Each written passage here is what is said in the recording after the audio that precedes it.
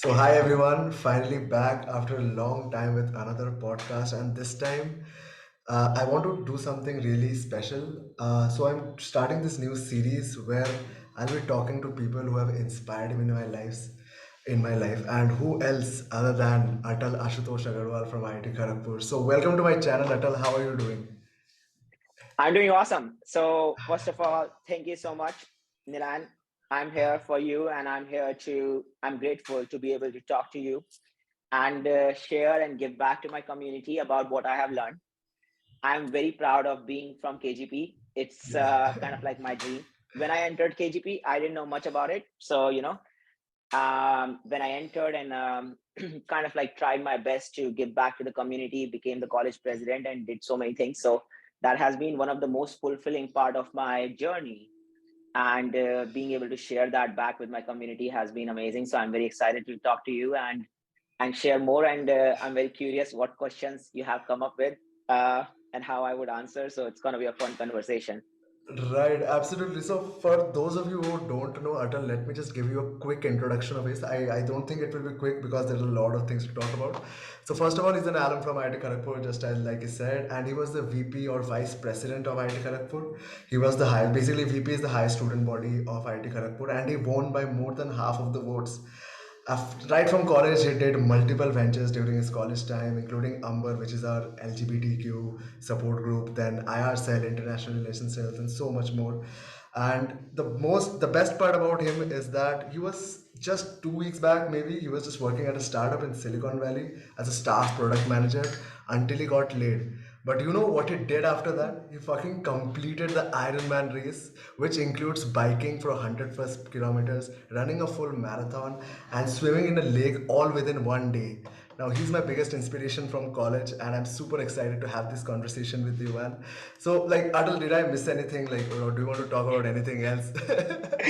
No, I first of all, thank you. Sometimes it's good to hear from another person's perspective about what they think about me, because there are Right. things which I perceive about myself, and then there are other people who perceive about me. But yeah, I think thank you so much for sharing that I inspire you, and I'm glad, because I think that's something which fulfills me. Try to challenge and break my own barriers and create inspiration for my community, especially for people from with my background, because there is so much we can do for the world, but sometimes Right. all we need is a little motivation. So I think I just try. This comes naturally to me in some ways, and I'm grateful to universe for this ability. So I always enjoy being able to do that. And yeah, I think uh, I guess I work for a company. It was a public company, and I got laid off as a part of the layoffs that are happening.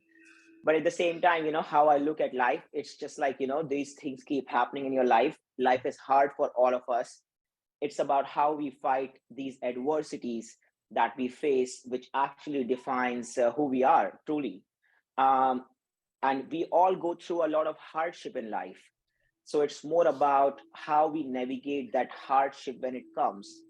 And yes, to me, this whole 60-day period of being on H1B and trying to find another Right. job made me rethink my life about what do I want to do with my life? What do I want to do with my time on earth? And questions started coming, and brain is a very interesting thing, and started like navigating like, hey, what do I want in these 60 days? And it so happened that even though if you would have asked me kind of like in probably like before my layoff, like in October, do you want to run a full Ironman race? I would have said no, because I just do not want to be focused on goals in life anymore. I want to be focused on processes. And that's what I was doing the whole year. I biked around 30 to 100 miles along with 100 bike rides to the Golden Gate Bridge, where I would go every other day. But that was part of my hobby, like my fun.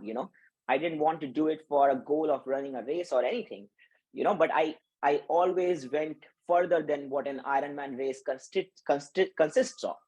So my goal was like, no, I don't want to run a race. But when I was in the middle of this layoff, I'm like, okay, what else I want from my life? What are my dreams? I was like, okay, how about run an Ironman race? And I didn't know that. I wasn't trained well for that, for sure. So I just started, and in 10 days, I figured it out, everything. I'm the I am the last person to register for that race. I am the last person to get my timing chip just before I was about to jump in the water. I'm the last person to be enrolled in this Ironman race, and this was the last race in the North America region for Ironman. So I was like, it doesn't matter. When I want something, I really want it, and I'm very much about focused about those things. And we all go through hardship. I was anxious whether I would be able to do it. I was like, maybe I won't be able to fulfill it, But at the same time, it was more into me that it doesn't matter whether I finish the race or not. It was about whether I take my shot or not. And it Right. so happened that the race was very hard, and we can get into that part of the journey, which I've never shared till now. But I think still I ended I up will get to winning, and that. I'm We'll get to yeah. that. So that was amazing. Like you're telling me story like made me remember the time like जब final sem होते थे like final end sem हो रहा है and before that 7 days where you have to study, you did not study the entire semester, you have 7 days to study. You give it your all in these 7 days and you are anxious like कैसा होगा exam, क्या होगा, and you survive and you somehow survive out. So like my first question in this regard would be like, how much do you owe it to Kharagpur? Like, how much do you think Kharagpur has made you the person? Because I know you talk a lot about IIT Kharagpur, but I want to hear it from your mouth. Like, how much do you really value IIT Kharagpur and what has it taught you? So I think Kharagpur has been one of the most amazing part of my journey in life. And before KGP, I mean, I'm the one of the last people to get into KGP. So I was into mining engineering department. And when I was even deciding after high school to go to which college, I was very clear that I want to go to Kharagpur because I was from Delhi, and in a way, I wanted to live in a place which is like more of other side of India, which is like more of a village side of India. This is very Yeah. different than a lot of people probably share it. But I was like, I want to be close to a different version of India, which I haven't seen in Delhi or being from Meerut, where I'm from, or Mm. I haven't seen that village life.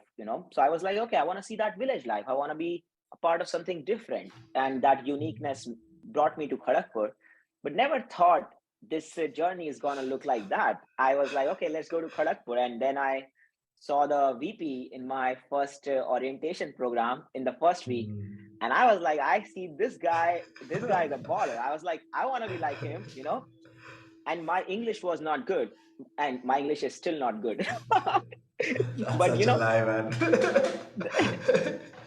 but the thing is, like, when I was like in my first year, I was like, okay, what do I need to do? I need to learn how to speak in English. I need to learn how to write better. I need to learn how to share my version of myself better.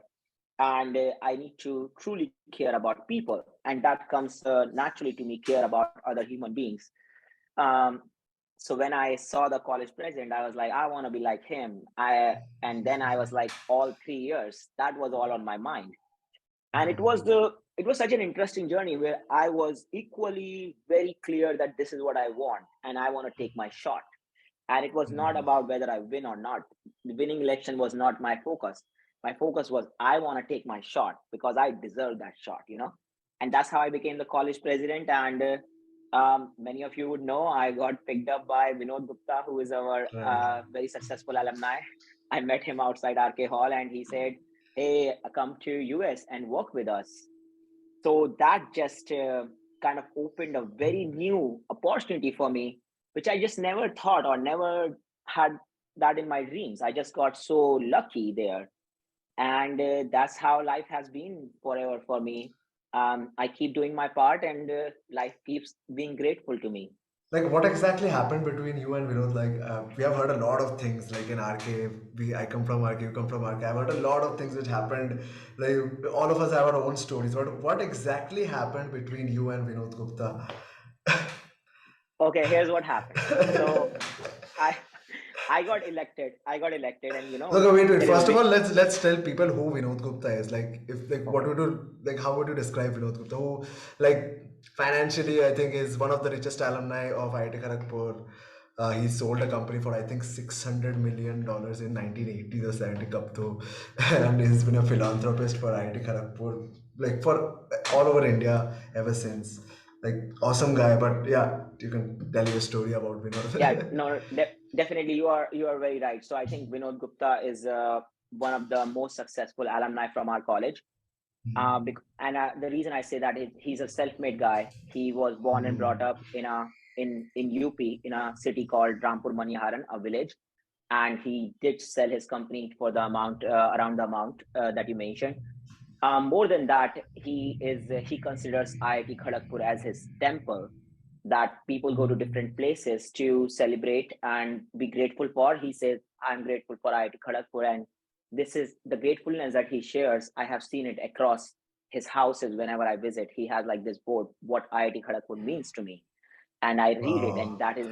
that is inspiring to me when I read it, because he says, if I would not have been at IIT Kharagpur that time, then I might would have been selling vegetables on a street somewhere in the country. So Wow. that amount of gratefulness that he has towards IIT Kharagpur is very inspiring to me. And yeah, and he has given, I think, more than $20 million. I might be quoting it wrong, maybe much more than that, but he has contributed to two schools at IIT Kharagpur. One is the management school, Vinod Gupta School of Management, and the other is the law school, Rajiv Gandhi School. And he has given a ton of money to RK Hall also, because he cares about it and he cares about the community, and he tries to go every year. I think he's coming to Kharagpur very time soon, I guess, this week or next week. Oh, nice. All right, like tell your story about like what So exactly happened between you two. awesome. So I think here's what happened. Here I am. I got elected, and I'm very excited because this was kind of one of my dream, and we are celebrating the victory. And after 2 3 days, there was a planned visit of Vinod Gupta for the campus. And I am from RK Hall, and he's from RK Hall, and we had our warden at that time, Professor Rudra, and he was also very excited that I won the election from RK Hall. We have that hall tempo thing. So he sent an email to Vinod Gupta. He said he sent an email and he said, "Sir, I wanted to tell you that this year VP Gymkhana is from our hall, and he just got elected."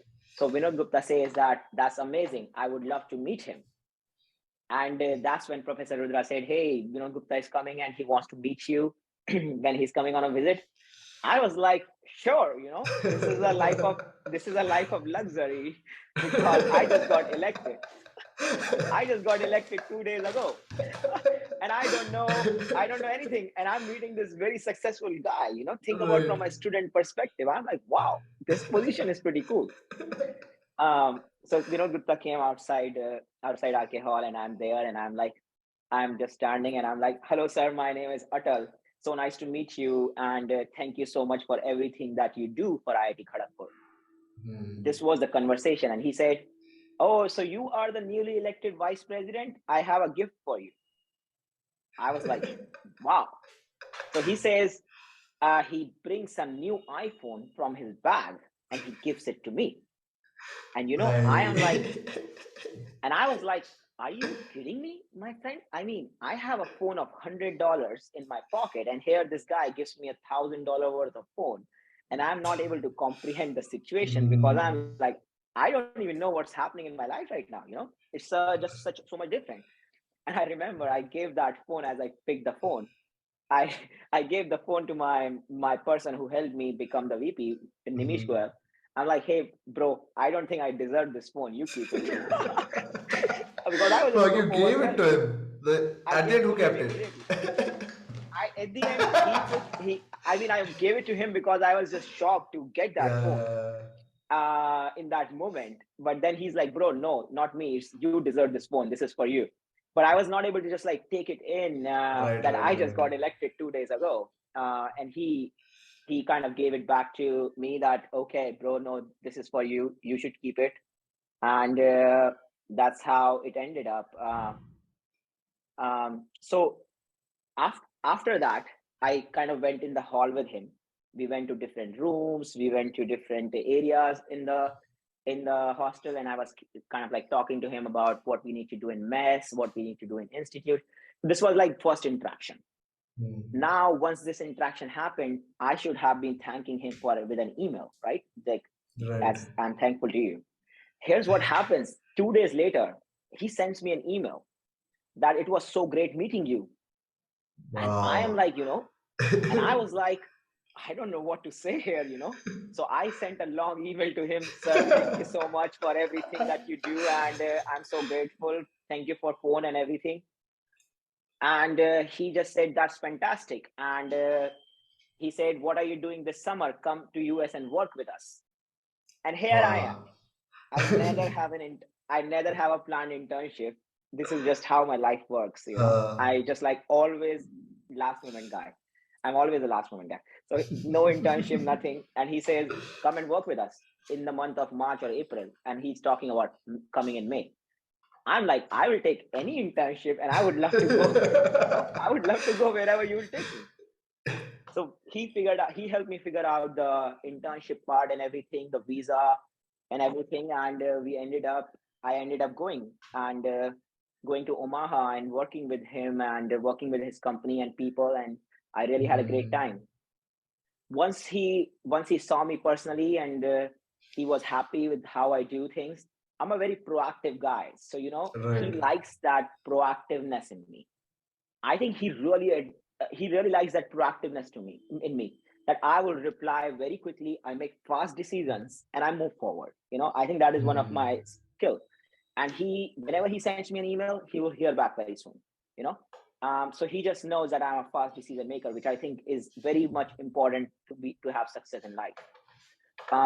So yeah, this is how it just became a great interaction. And then he said, when I was graduating, hey, do you want to do your master's here? I will help you cover some of the expenses. So it was a mutual thing where I was like, yes, I want to come. I will take a loan.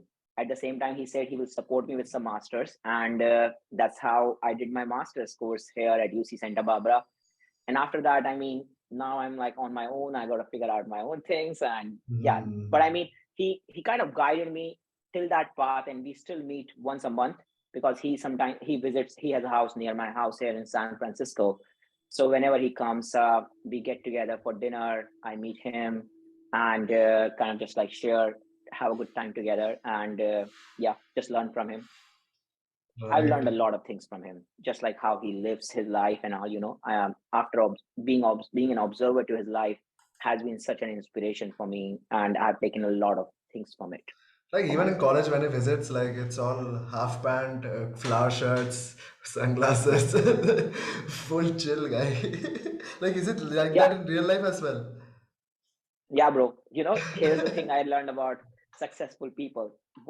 Have you read that book, The Subtle Art of Not Giving? Ha ha. Right? Kind of talks about there is society and everything around us Hmm. which will keep telling you that this is the right thing or this is the right thing, but Right. no one has figured out life. So Right. no one has figured out life, and you got to ask yourself inside you that how I want to live. It should not be coming from a pressure of other people. It should be coming from you, from your heart, is how I want to do it. Like if you see me wearing these beads, this is the same I am when I'm talking to people on my company meetings or going anywhere, because this is just how I Hmm. like it. We got to think about humanity from a bigger point of view. We zoom in a lot sometimes. We got to zoom out a little bit. Look from a further point of view, look at humanity over thousands of years, and then think about making our decisions. What is important, how we want to live. And that's how I keep thinking that, okay, let's stop in this mess that we have created in this moment right now around us. Let's go back. Let's look at it from a perspective of humanity as a whole over generations and years, and then make our decisions in that way. Then you start thinking that it is not me. Your ego goes to zero. You are not there anymore. You are just looking at human race moving and making progress. One point in this entire universe, right? Yes, And exactly. it's so inspiring to listen to you. And I first listened to you back then when you came in ILU in my final year. That's when I first interacted with you, and that's since like I've been following you, I've been talking to you, I've been listening to your content, I've been doing everything. Now the first question that hit my mind is like, were you always like this? And you answered that. But like, what about your childhood? Like, how was it, and how did it shape you to become the person you are right now? Like, were you this joyful and positive, everything Like, was there in the childhood as well? Like, say, high school, middle school, all of that. I would say I have gone through my own challenges as a kid, and we all have our own set of insecurities as human beings. And I Hmm. did have my share of insecurities during my high school and my journey as a kid. And I was very shy, and I was neither the tallest, neither the strongest ever. I am just not that kind of human being, and I would be pushed around here and there, sometimes bullied here and there.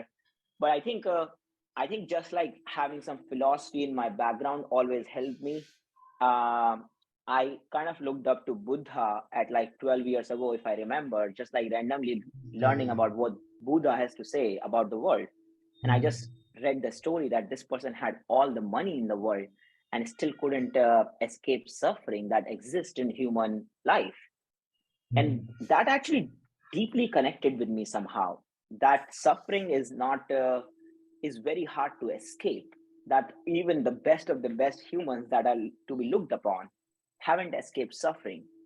But the best way to escape suffering is actually to learn from them and then bring the joy out of you. So you accept that life is hard for Hmm. all of us. It just brings some compassion. I don't know how it happens, but when I accept the fact that life is hard, I have gone through this layoff and I have run this Ironman and all Hmm. these things. There is pain. There is pain. It takes a lot of pain. But when I accept all this pain, there is this inner joy that comes from me, from within me, that is that is something like just priceless. And that's kind of the source of my joy, where I just look at life from a different angle, that yes, this is how life is, the good, bad, ugly, and this is a human experience. And here I am with this human experience, and I got to just like accept it. Then I can live a better quality life for myself, like being happier a lot more than an average person, I guess. Not falling myself in this misery, and always looking at things from a zoom out perspective, where I'm like, yeah, if we look at 1800s, then we had this old kingdoms and all those things, right? 21st century, when we have these countries and all right now. But if we look at it from far away, not being getting into the capitalist economy we are running into right now, or a democracy or communalism or whatever, right? Just look at it from far away. As a human being, I am just walking on earth. Wow. As a human being, I'm just walking on earth as a spirit. And my life is short. I was born and I'm going to die, and this time period is fixed. And just accepting this life the way it is, you become a lot you become fearless in your own way. But we are so bound by societies. Like, how do you actually do this? Like, how do you break free from everything and just accept everything? I have tried this, and I know personally a lot of people who have tried this. There are people who are closer to what you are feeling right now. I know personally a few people, but for the majority of us, I feel it's very difficult to break out of this and just accept everything. Like, similar to your layoff thing. Like, I was just running through my Instagram. I was like, okay, Atal posted a video. Like, I'm on 11 mile. My manager just called me. He told me that I'm laid off, and he's smiling. I'm like, क्या हो क्या रहा है इधर? मेरा last 2 हफ्ते से गांड फटा हुआ है कि ले ऑफ हो जाऊंगा. Amazon just laid off 10,000 people, and this guy was running and he completed his run. Then he went home and then he's smiling and shot a video. Like, हो क्या रहा है? Like, how do you do this? Okay, how do I do this? Here's the thing, bro. First of all, I'm a very big optimist. So I always believe the future is going to be brighter and the best is yet to come, right? Even though I had some of the best years in my life during KGP and over these years, I think the best is still to come, which means I have very high hopes about the future of myself as well as humanity, which keeps me going. At the same time, I look back all the time about my needs. And I have realized, dude, I love spending time in nature. My success to life is being in nature for hours and hours by myself and just enjoying the beauty of the universe. And since I'm walking on Mother Earth, that's where I am. There are people around me, but my needs are less. My needs are food, 2 meals. I just eat 2 meals a day. And other than that, I just need kind of like a floor to sleep on.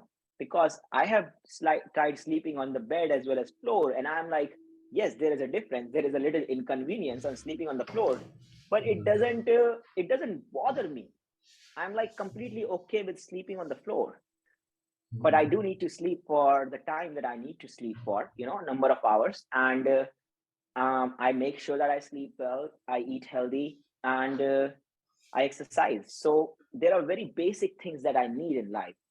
So answer your question about layoff, I mean, the video probably shows a part of me where I am confident enough that that since my needs are so less, it doesn't matter if I have a job or not, and I have saved some money here and there, made some good friendships all the time, that someone is gonna give me a place to sleep on and 2 meals in this world, because I Right. have done my part for the world, and I'm not gonna be, I would not have a hard life. At the same time, I have saved enough for myself. Not like I don't have a ton of money for sure, but I have little money and my parents in India to get me back on track, because I want to make sure I'm enjoying the journey, because there is literally no destination here. We are all living our beautiful journeys in our own way and shaping. And Right. even 5 years ago, I was asking myself, what do I want? I said, I want an interesting life. And interesting life is created by adventure on the journey. And so I am Right. always about how can I make it more interesting.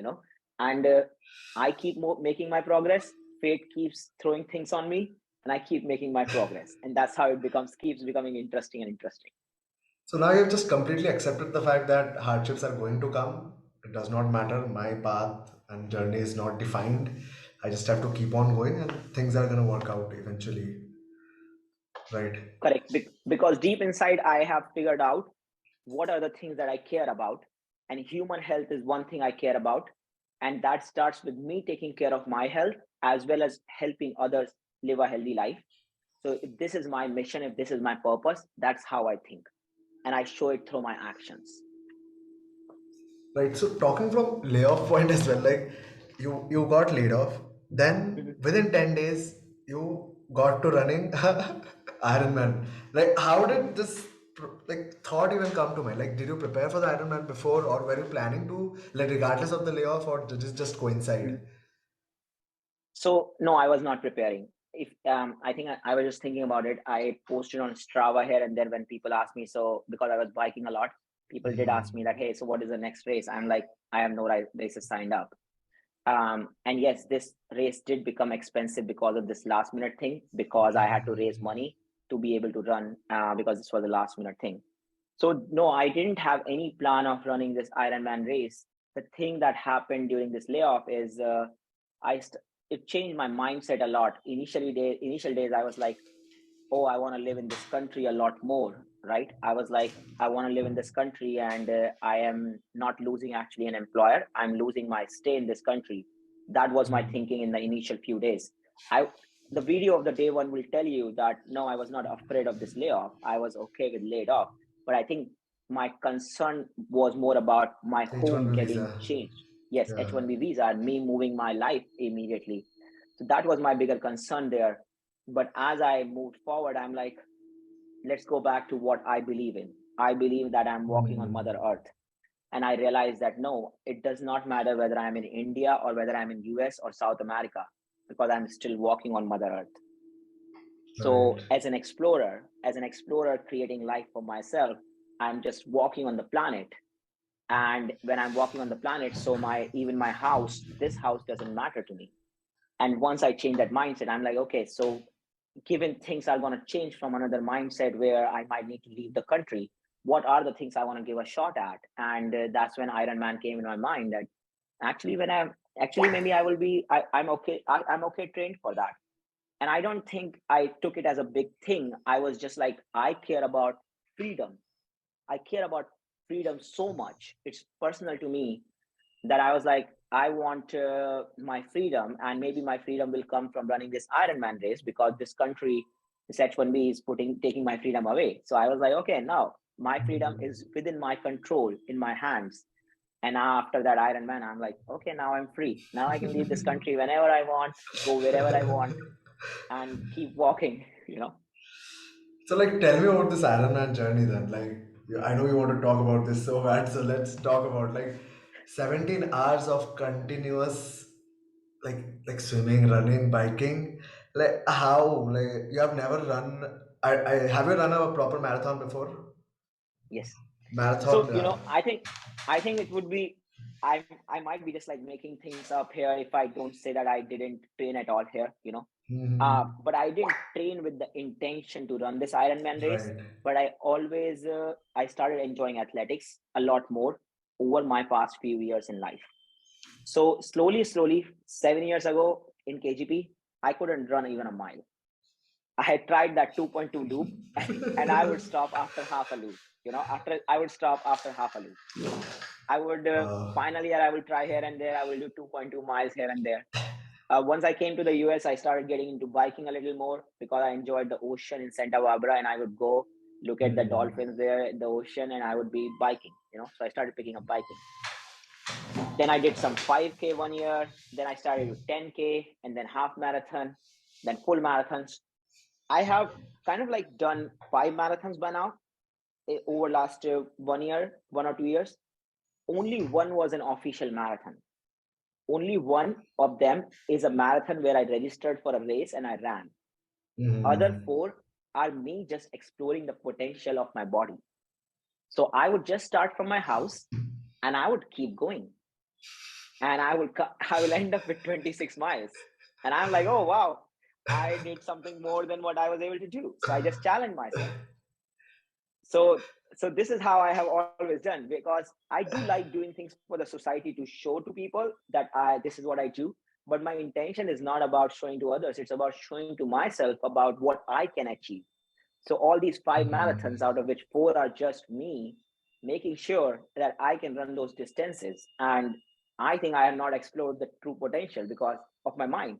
Because after the Ironman race, the thought did come to my mind: we should have a new race with 2 times the Ironman, where, where which goes at a different level and takes you to a different level.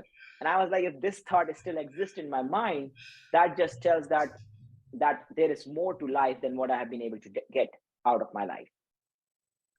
So the Wow. potential of a human mind is so beyond what we have even achieved and challenged ourselves, that even after this Ironman race, which I think only a few Indians have done ever, um, I'm like, wow, we can go more. But I think it has to do with how I just look at these things.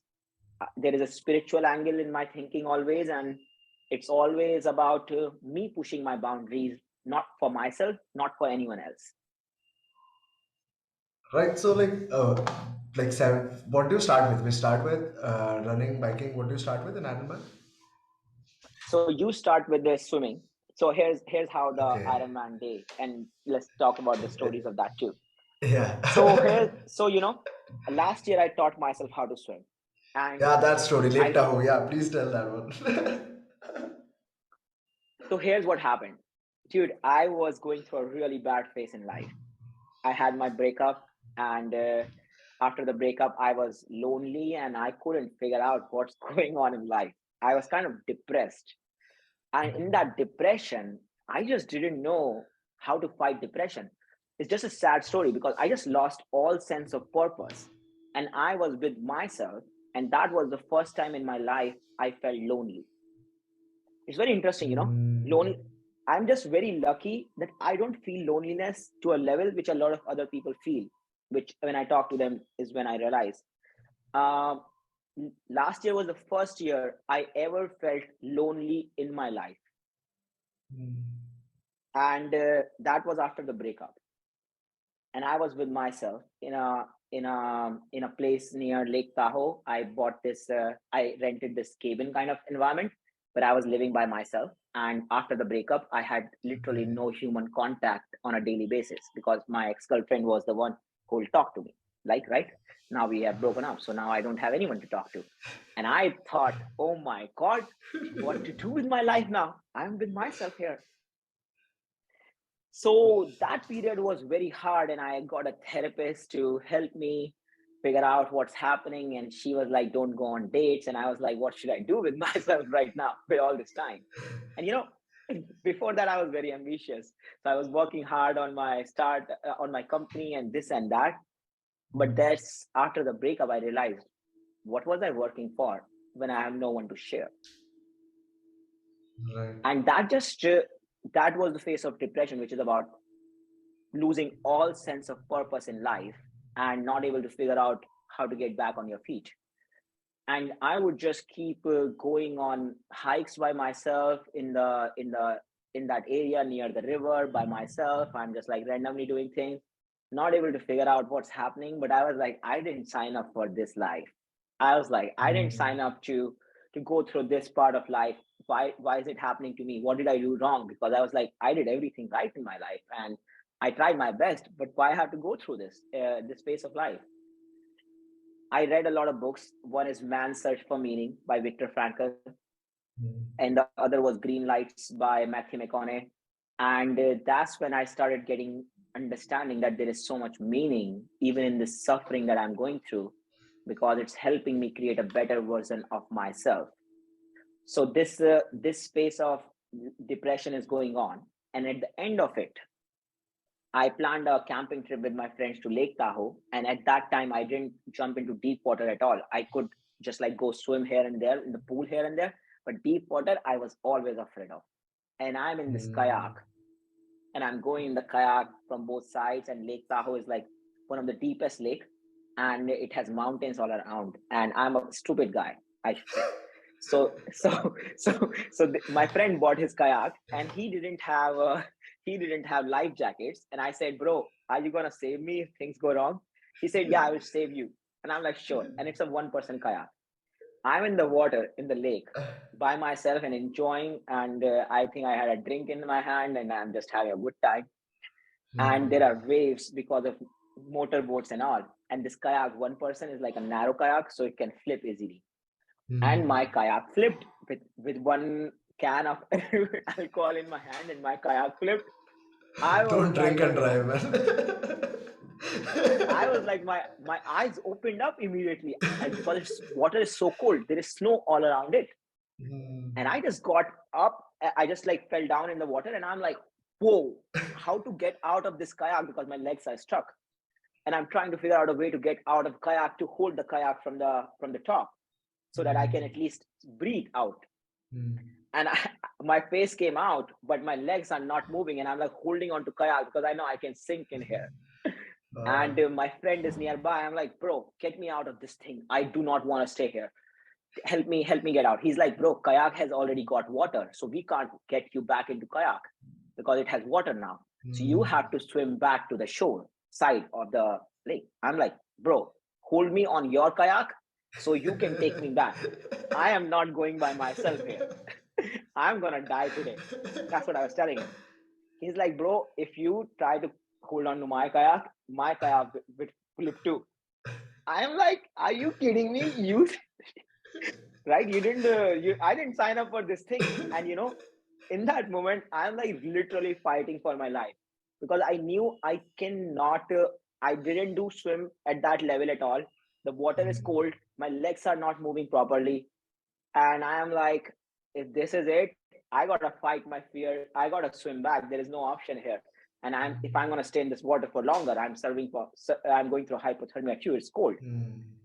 So I swam back, and that is still the hardest swim I did in my life. And I didn't look here and there. I did not look. I was literally with my head down.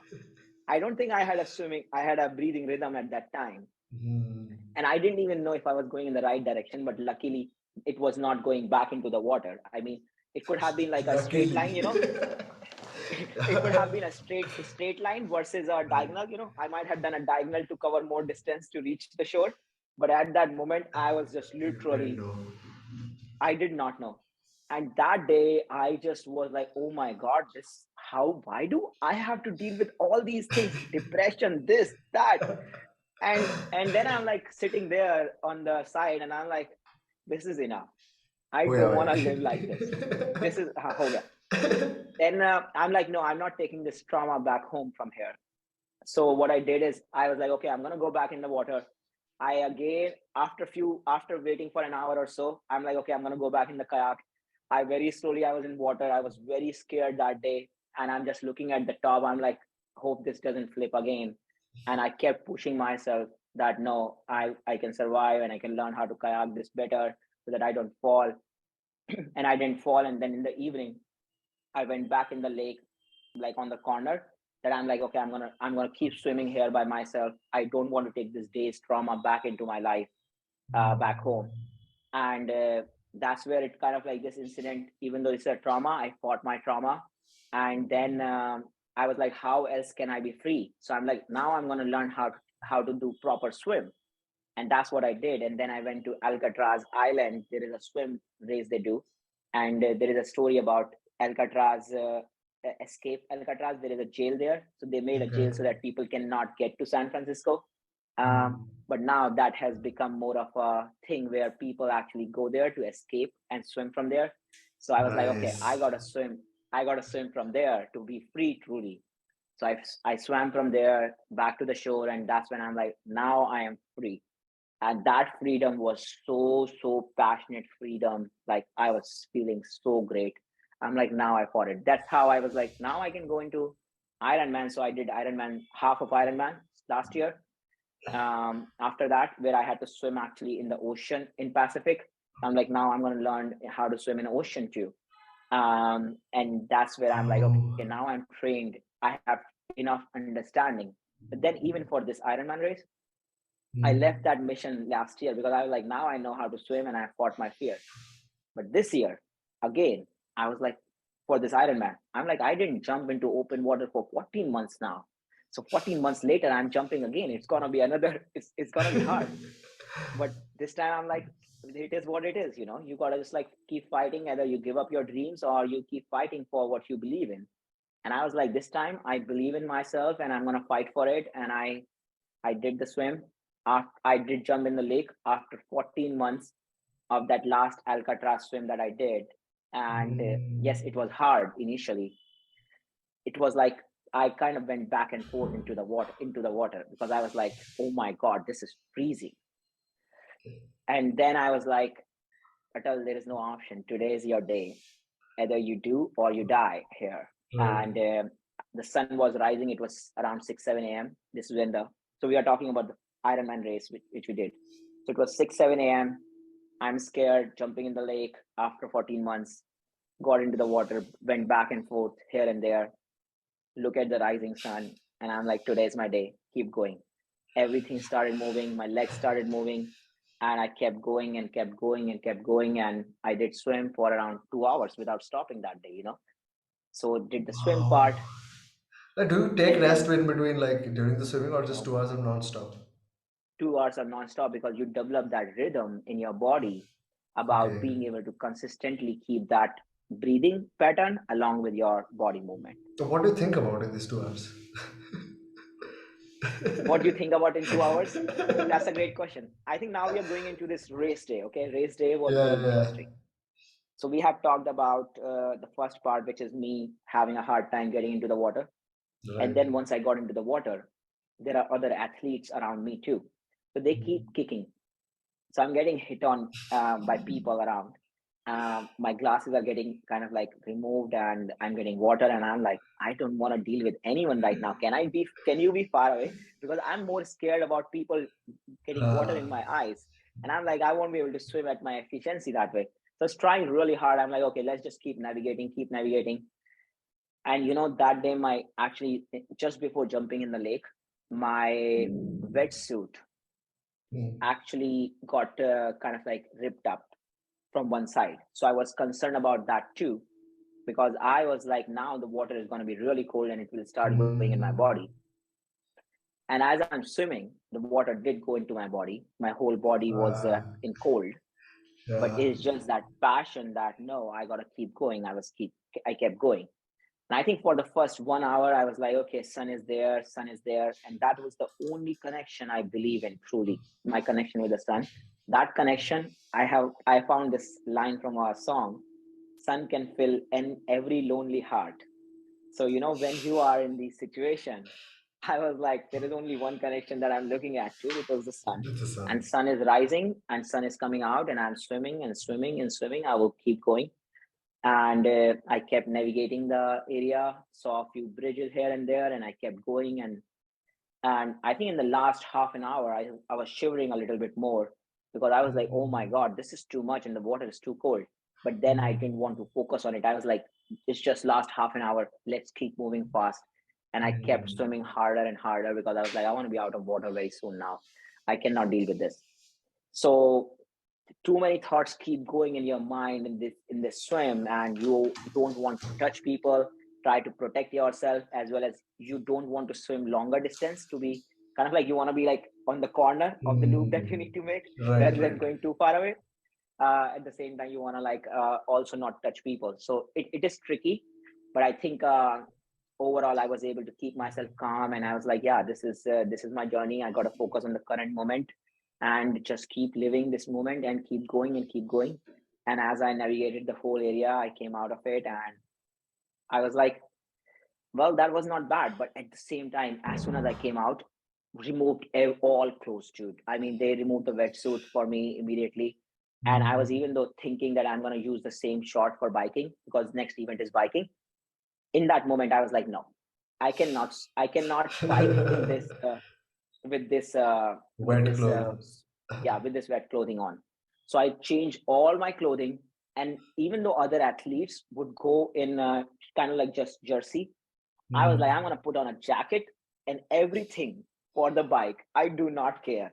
I just want to make sure that I am not cold on this bike path, Right, because my endurance was also not trained at this level. It is a level, it was like twice of what I have ever done overall together. right. So now bike part starts. I change my clothes. I'm out. I am at the bike area. And at the bike area, I'm like, okay, let's get the bike. I got the bike. I got on the bike, and my bike had a flat tire. So, and dude, it's crazy that I have never learned how to fix a flat tire. It's crazy. I'm gonna tell you. Oh. Which means I mean I know how to do it. I watch YouTube videos just to be prepared. But dude, that was the first time I ever got flat tire because I'm just proactive. I change my tires and tubes, everything before they expire. Hmm. So I just make sure that I have the best quality stuff so I don't need to deal with this. Right. But on that day, I got a flat tire as soon as I picked up my bike. I'm like, all right, I got to deal with this too. So I was around people and I was like, someone can help. And then they had actually a mechanic because it happened just starting point. So that person replaced the tube immediately. I was like, okay, now I don't have to deal with it. I went 2 miles and dude, I got another flat. Same tire. So yeah, same tire. So I'm like, now I don't know, dude, but today is my day. I gotta keep going, and this is it. I just need to keep enjoying. And Right. then I bike back here and there to find someone who can fix my flat tire. And I found someone, and I told him that, hey, dude, someone tried to fix the tire, and I got another flat. Then they saw this cactus thorn in my tire. That person was like, hey, Oh. dude, this is what is causing. So he put a new tube and he removed that thing, and he was like, okay, let's now you can keep going. So I keep going, and I try to like find places where I can eat, and I keep going. There are a lot of thoughts that come in your mind. There were 3 laps on the bike, and on the first Okay. lap I was very slow, and I see all these athletes going very faster than me, way faster than me, and I'm like, no, I don't want to go fast. Hmm. I want to just relax and enjoy this moment. I do not care what's going to happen. I just want to go slow. So I do first loop very slowly, and I'm looking at the nature, and I'm like, wow, what a beautiful gift it is. I'm able to attempt this, and this is just how I calm myself down. I'm like, what a beautiful gift it is to be able to experience this. Zooming out all This of from all of this. Right. exactly, yeah. Because I'm competing with some of the world's best athletes, which means right now in humanity, these are the best humans in athletics field, and I'm able to compete with them by just training myself and doing my self discipline is amazing to me. So I just keep focused back onto like, yes, this is amazing. This is paradise. I'm enjoying it. And I got to make Right. sure I'm having a good time here, right? First loop, I did very slow. Second loop, I was like, I got to pick up some speed. It was around third loop, around 90 mile out of 112 miles, where my glutes stopped working. So here's what Okay. happened. I get really bad cramps. And even though I'm trying to paddle, my muscle doesn't move, and I'm not able to paddle anymore. And I was like, I have never experienced this before, never experienced this, because I've never trained cross things like swimming plus biking or these things. I've never trained Right. for those things.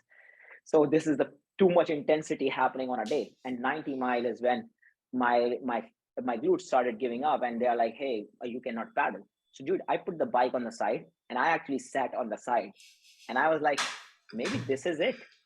Maybe I mean, this is by itself. Maybe I have gone farther than what I've ever done.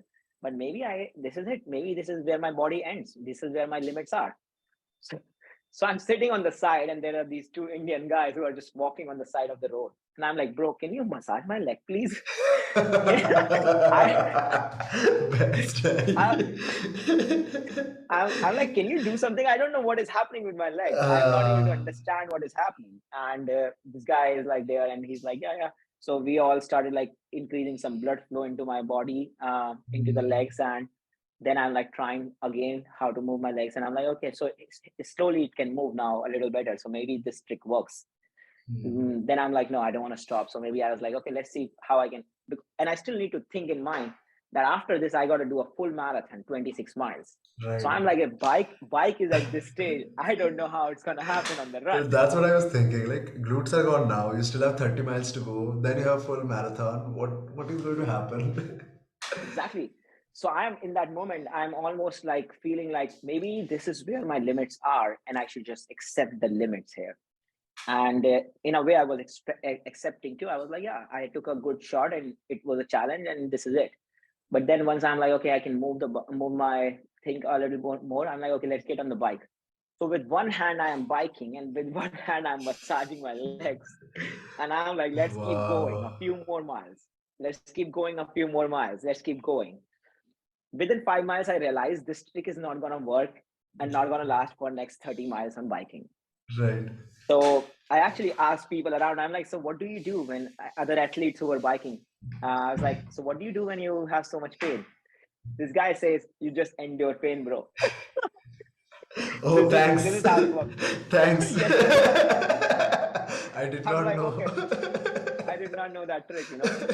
So I'm like, okay, very interesting. Thank you.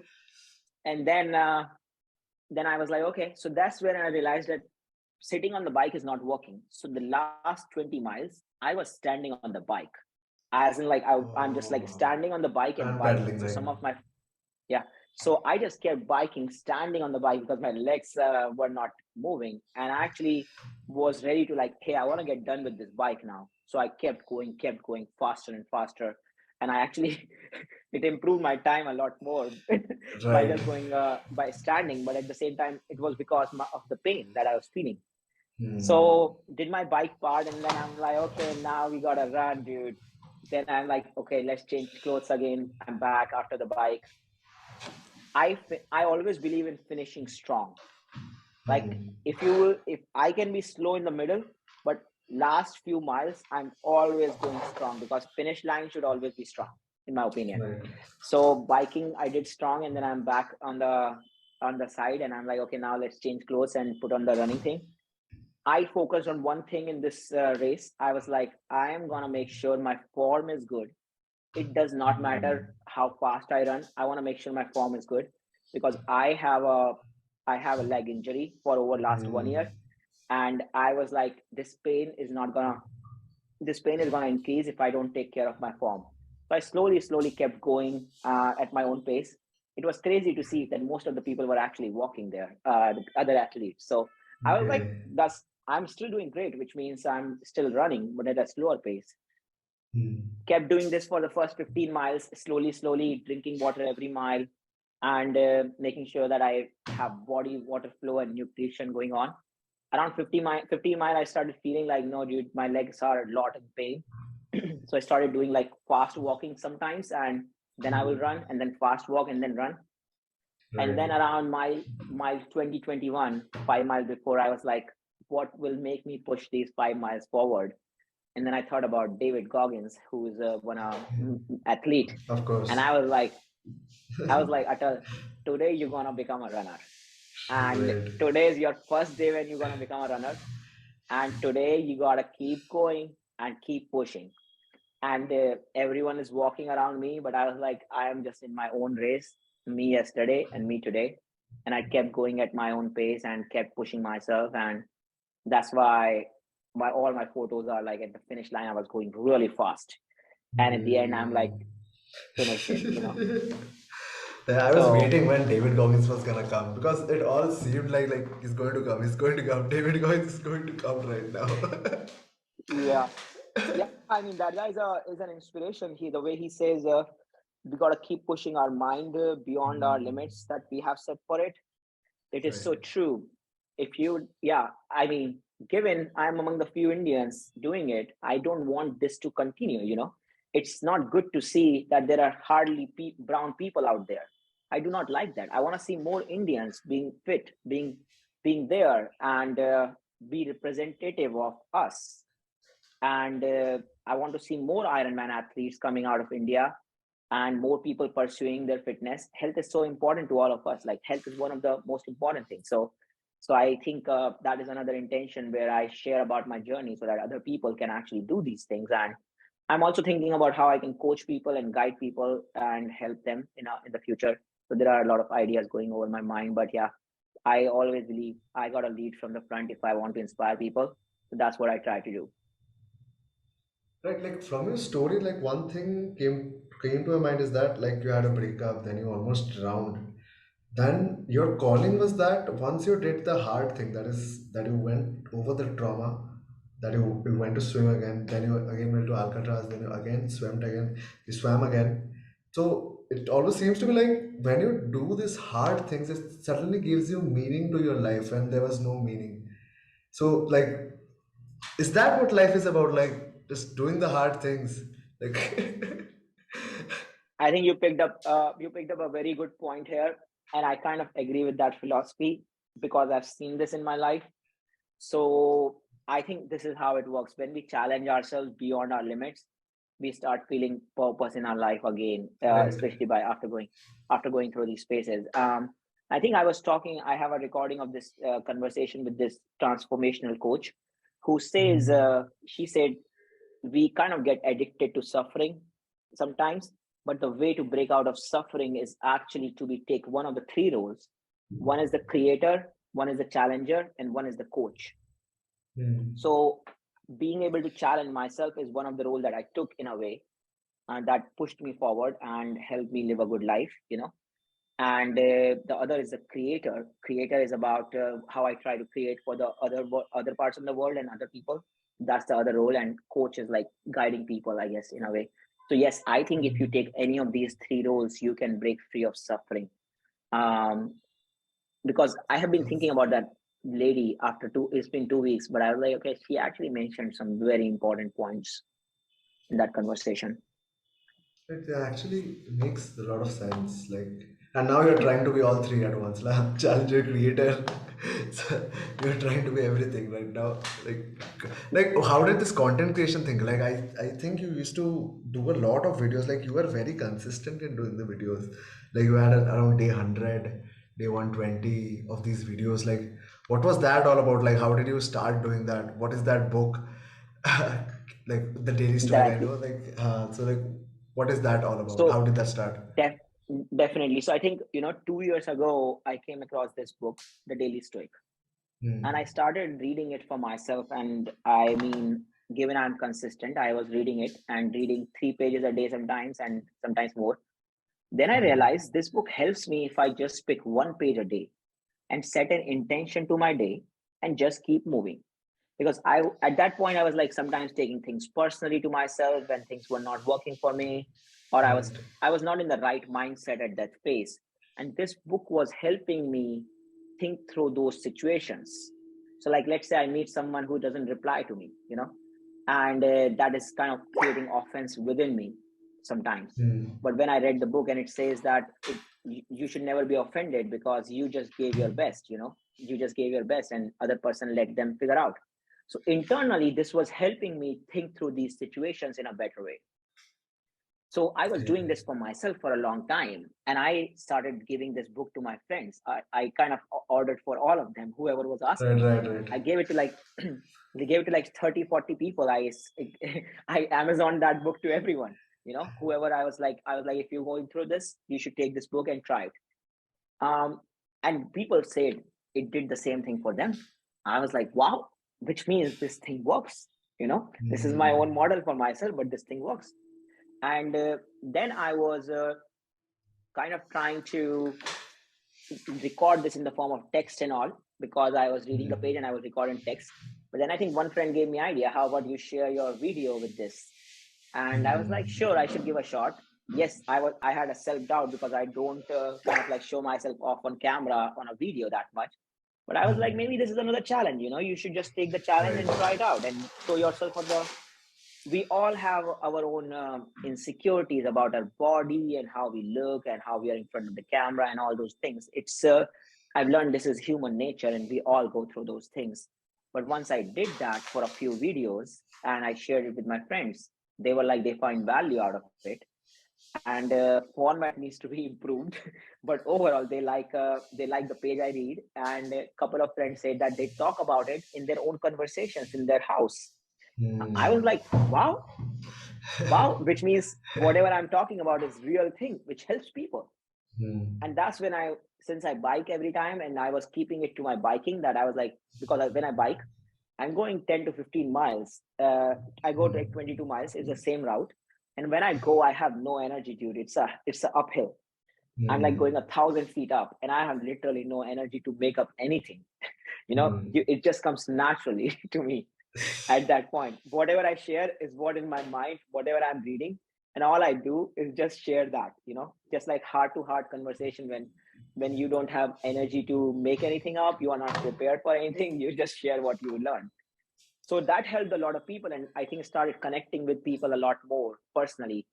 And then one day I randomly read this another book called as How to Think Like a Roman Emperor, Marcus, Okay. Marcus Aurelius. And in that book, in the middle, it said this has been a technique of cognitive behavioral therapy about looking at meditations of book of Marcus Aurelius, and that helps you fight a lot of anxiety and depression. It's in that moment I realized what I did on myself on my own was actually cognitive behavioral therapy. Wow. So I was like, so this is what I was doing on myself, and this is why it was working. This is how it was helping me get out of depression and anxiety and feel the joy of life again. So this is when I'm like, okay, now it makes sense why I'm sharing it with other people who are going through a hard time. Get out of that hard time by just listening to my page. And that was very inspiring to me. That kind of opened my eyes. Okay, so this is cognitive behavioral therapy that I did on myself. And since I know within me very well when I'm lonely, when I'm depressed, and when I'm not depressed, since I'm connected to myself about where I am at this space, I was able to figure out how to get out of it. And I'm like, there is a way out. And that's where I started feeling more and more passion towards sharing this with people. And I know consistent and building healthy habits are ways to break out of any situations. And I kept doing it. And yeah, that's kind of my thing about posting this page over these years. Wow. And that's what kept you consistent, or it's just your daily life, like you're consistent generally about anything that you want to do?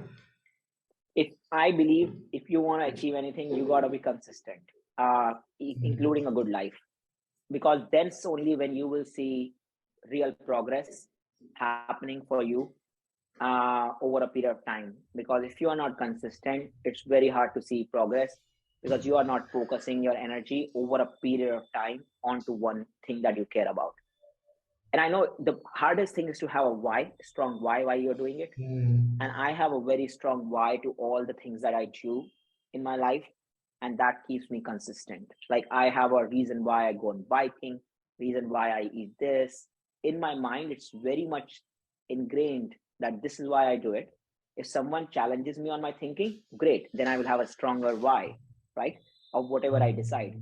But at this moment, I have a very strong why to everything that I do, but I'm open to change. If someone finds me a better truth, I will take it gladly. But until someone tells me a better truth, my truth is the real truth, you know? Right. So, like, if you don't mind sharing, like, what is your why, so that people can refer to or help, it will help them find that why in their life. Like, what is your why?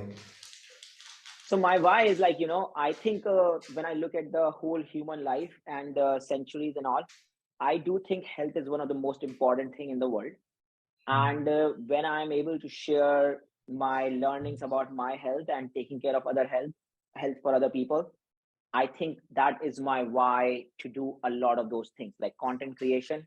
I keep focused on sharing about health, which I think is where I find my purpose for myself. Right. Right. Yes, I mean, when I work for different companies, when I'm away from people, disconnected from the real world, then I do lose purpose in my work or whatever things I do, But I try to keep getting connected to more and more people because, in the end, I believe we are social animals. We believe we are a community. And as close we are to our community, the more purpose and meaning we can find in our own lives. And I also believe exercise is a thing which is so basic over all centuries about human evolution, that it is a primary thing required as a human being to live a healthy life. You cannot decide that I want to do it or not. It is a need. It is not a good to have product, it is a Right. needed product. Right. And sometimes we forget in these situations when we are working for corporations which are expecting too much from us. They're like, oh, you work just to make progress and keep feeding the Wall Street and make more money and more money and more money. But we have to go back to our basics. That money didn't satisfy humanity or humans. I remember these three principles from Alexander the Great, sitting on his Okay. deathbed. Okay. Alexander the Great, the biggest emperor with the richest Oh, person in the the hand, the that thing, no? Give his hand is outside his. What was that? The funeral thing. Then throw all his money outside. Somebody, you can go on. yeah, yeah, exactly. Yeah, yeah. So he has three things. You are absolutely right. He said, I want doctors to carry my coffin to Hmm. show that no one can save me, no one could save me from this illness of death. Right. So this tells you how important is our health, Hmm. that no one, even Alexander, which is the richest person and everything, Hmm. couldn't escape death. That is the truth. So you accept death and then you live a better life. And he's sharing that how doctors could not save him if he didn't save himself, right? If he didn't take care of his health, doctors can't save it either. He said, all the treasures that I have, put it on my way to my grave when I die, Hmm. which tells money couldn't do everything for him. Hmm. He left all the money and so that people can see that when he's going to his grave, money couldn't satisfy all his needs because money never would. Hmm. And the third thing he says is leave my hands on the side because I want people to Hmm. understand that we come empty handed in this world, You go and we empty-handed. leave and we leave this world empty handed. So all the materialistic possessions that we carry in this world, don't get too attached to it because they're gonna go away because you can't take it with yourself. So if you think from this mindset and look at life from a bigger angle, you would always end your life. You always want to live your life with love and light because you do not know how your life is going to be because there is uncertainty about death. Right. No one knows when someone can die. You understand, right? There's so much uncertainty. So you want to make sure you are ending your day in love and light, satisfied Hmm.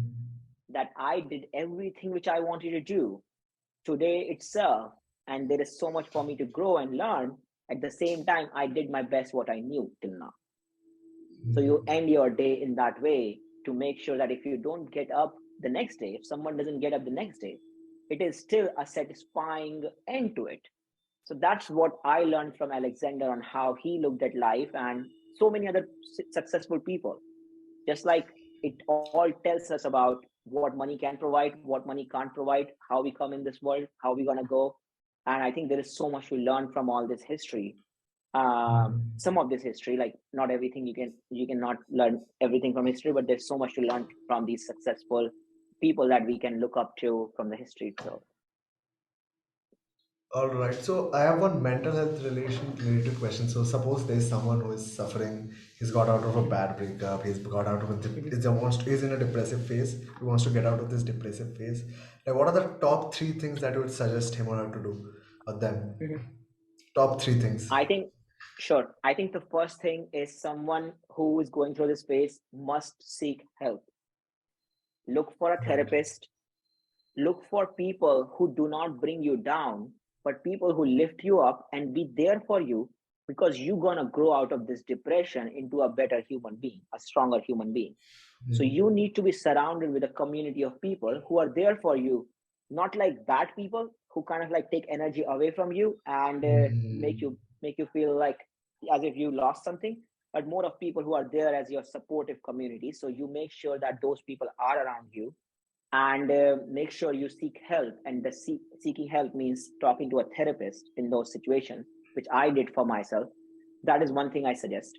The second thing is always try to make sure you can spend more time in nature. I think nature is a healer by itself. Nature has these properties of healing because we are all a part of nature. We are born in nature and we're going to die in nature if you think about human life. So spending time in nature can help someone navigate these situations a lot better. And what is the third thing I would suggest? Uh, I would say just keep looking inside. There are We are all imperfect human beings. There is none of us who is perfect. You were not perfect before. You are never gonna be perfect in your life. I trust me. You will keep, because you want to create a better and better version of yourself. You want to do better. So there is gonna be a better version of you that will come out of it. So understand that there were things you could have improved on, but you also gave your best at that time, because our consciousness grows, our consciousness keeps growing. It's a phase of life till the end of life. So you want to make sure you accept that whatever you did was the best in that moment. At the same time, there is so much opportunity to grow out of it and learn and become a better human being, so that you can treat yourself and others better in the next phase of life. That's what I took away. That yes, I was not a perfect. I should not think about me as a perfect now. I might go through many challenges like that, like breakups and all, but I got to just understand that I gave my best whenever I gave my best. So it's like believing in whatever you have done already in the best interest of the society and for yourself. Got it. And that's so interesting. Like, nature, therapist, and just look within, try to find out who you are. Right. Yeah, Top. So yeah, these were most of my long form questions, but this is not the end. I have a few rapid fire questions for you that I want you to answer as soon as possible. Okay, the sure. quickest, the first thing that comes to your mind, you have to answer that. So Okay. yeah, are you ready? Yes, go for it. So, what was the biggest failure of your life? My biggest failure was a breakup, dude. Okay. Okay, interesting. Okay, what would you say to your 18-year-old Atal starting out in IIT Kharagpur? Keep believing in yourself. Awesome. If life has taught you only one thing, what it would be? Growth. Like, growth only matters. Like, Growth matters. Growth. We begin to die when we stop growing. awesome. Like, okay, what's your biggest weakness? Um, what's my biggest weakness? Yeah. Wow, that's a hard question. I do have a ton of weaknesses, but I think I try to keep myself like, if you will ask me to do technical work, I won't be the best at it. Mhm. I'm not a depth oriented person. I am more of Mhm. a person who can think big, but if Yeah. you will ask me going into details, no, I'm not the best person. I found so many awesome people who can do better than me. Okay, like, what do you feel is a weakness that you know will help you in your life, but you are not able to like improve on it, or you have tried, but you're not able to improve on that? Hmm. Um, Dude, that's such a hard question. I mean, I didn't think of it from a life perspective. Yeah, exactly. From a life perspective, Um, I think you gave an answer from a corporate kind of perspective. um, yeah, I think I mean, as a human being, I do look for that few friends, where I Mm, should have very deep connection. But at the same time, I am also a person who loves having too many connections. right. There is this dilemma. There is this dilemma in my mind all the time, that should I always have too many connections, or should I just focus on having a smaller community for myself? So I'm Right. not. I don't think I've figured this out. What is the best way here at this point, Okay. And the last question is like, what is something that you regret doing in your life? bro? I have no regrets. Nothing. No, bro, no regrets. My God. So that's Yeah, bro. I did. interesting. Yeah, bro. I did everything that I wanted to do. I fought for it, and I went forward with it, because I always took my chances whenever I wanted to, and I do not believe in regrets. Regrets are about you not doing what you want to do, and Mhm. I do everything that I want to do, and I do not stop myself from doing those things. Regret is about literally about you saying that you want to do something and not doing it. That's like, Mhm. no self-respect. And I have a very high self-respect for myself. I have Right. My ego has gone way down from how I used to look at the world in the Mhm. past, and how I look at the world now. I have learned how to manage ego. I have learned how to kind of like navigate situations in a better way, and learn Mhm. and grow out of it. But regrets, I don't believe in regrets. Do everything that you want to do, because if you are not building your dreams, then someone else is building their dreams using you. So you got to believe in Wow. yourself. Wow, amazing.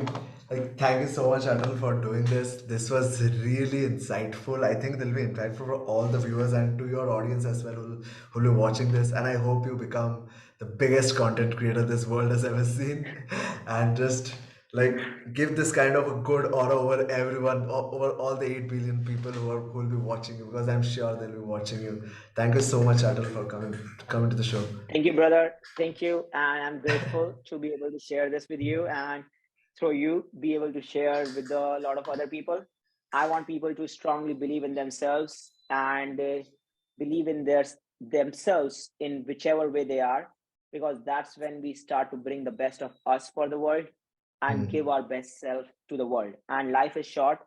Make sure you do everything you want to do, not Hmm. worrying about other things, because if you are not believing in yourself, you won't be able to go anywhere. People gonna like throw you here and there all the time. No one has figured out this world. Look at humanity from zoom out perspective, and Right. then keep walking on earth as an explorer. Keep walking on earth as an explorer. Keep moving your way. Keep creating your own journey. Write the story of you as a human being that you want to do. Wow, amazing. Thank you so much, Atul. I hope to see Of you again. course. Hopefully, when I come to US or maybe when you come to India, we'll meet once outside of IIT Kharagpur and we'll have a great time. Definitely, bro. Thank you so much for doing this. I appreciate you, and take care, and much love for the entire human race. Right. Take care. Yeah. Bye.